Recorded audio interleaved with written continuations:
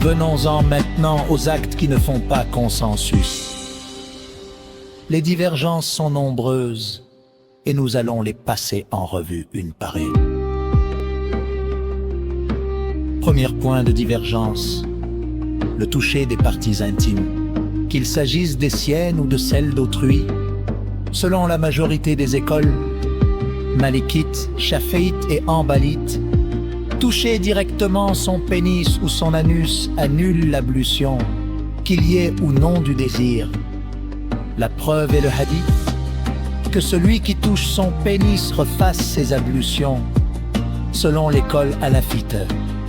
En revanche, toucher ses parties intimes n'annule l'ablution que s'il y a du désir. Sans désir, l'ablution reste valide. C'est la position de plusieurs compagnons comme Ali et Ibn Mas'ud.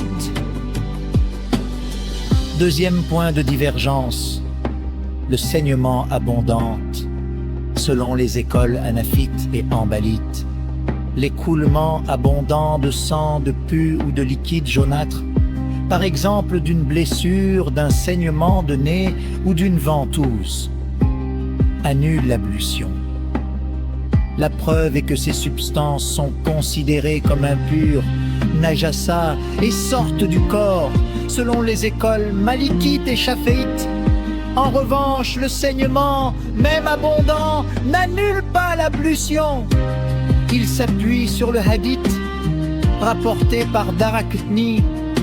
Le prophète a subi une ventouse, puis a prié sans refaire ses ablutions.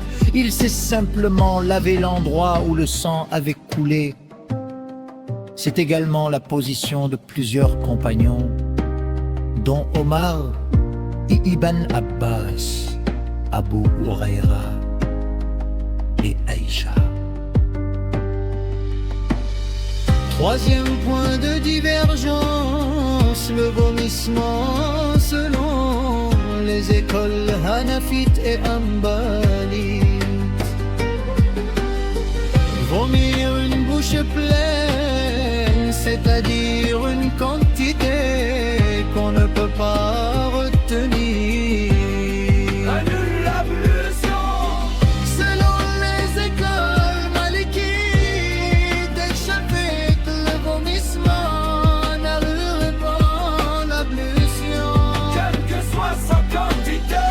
Quatrième point de divergence,